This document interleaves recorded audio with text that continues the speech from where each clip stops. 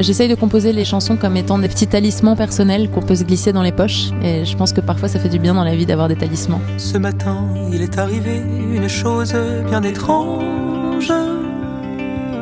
Le monde s'est dédoublé. Je m'appelle Clara Isé. Je suis chanteuse, auteure, compositrice. Je fais de la pop française avec pas mal d'influences de la musique classique, de la musique du monde aussi pas mal, avec du coup mon percussionniste et batteur qui vient vraiment de la musique traditionnelle iranienne, Roby qui vient du jazz à la clarinette et Camille qui vient vraiment du classique. Ça brasse un peu différentes zones musicales qui n'ont pas forcément toujours l'habitude de se croiser. J'ai accueilli un ami qui m'a pris dans ses bras et m'a murmuré tout bas.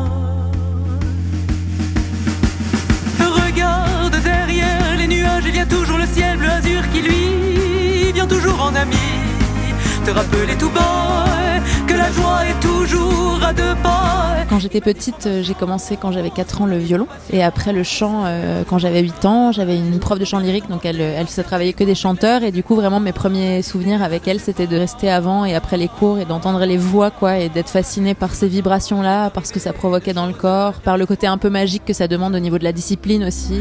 Le monde s'est dédoublé, j'ai senti le temps se fondre un instant sur les visages mêmes. Le monde s'est dédoublé. J'ai entendu parler du chantier des Franco l'année dernière. J'ai du coup regardé un peu tous les intervenants qui y travaillaient et j'ai trouvé que ça avait l'air très intéressant sur plein de points, mais notamment sur l'implication physique et sur la scénographie, sur le travail physique précis, de mouvements, de gestes, etc. Sur le fait d'avoir une oreille extérieure aussi qui puisse nous permettre de nous rendre compte de comment le set parfois peut être perçu. Voilà.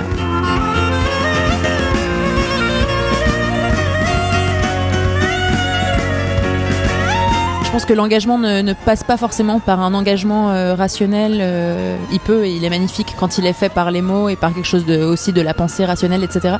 Mais je pense aussi que le fait de se dédier à un langage et qui est un langage qui rassemble, qui est la musique, et le fait aussi d'essayer de réunir des univers qui à la base se parlent pas forcément, c'est politique en soi. Il m'a dit prends patience, mon ami prends patience, vers un nouveau rivage, ton cœur est emporté, l'ancien territoire t'éclaire de ses forces. J'ai très envie que ça continue à se développer et qu'on puisse jouer de plus en plus, rencontrer un public de plus en plus élargi et surtout pouvoir continuer à défendre ce qu'on fait musicalement, qui n'est pas toujours évident parce que c'est un peu au croisement de différents chemins et j'aimerais beaucoup continuer à le défendre. Voilà. Vers un nouveau rivage, ton cœur est emporté, l'ancien territoire t'éclaire de ses forts. Regarde derrière les nuages, il y a toujours le ciel bleu azur qui lui vient toujours en ami te rappeler tout bas que la joie est toujours à deux pas. Il m'a dit prends patience, mon ami prends patience, vers un nouveau rivage, ton cœur est emporté, l'ancien territoire t'éclaire de ses forts, t'éclaire de ses forts.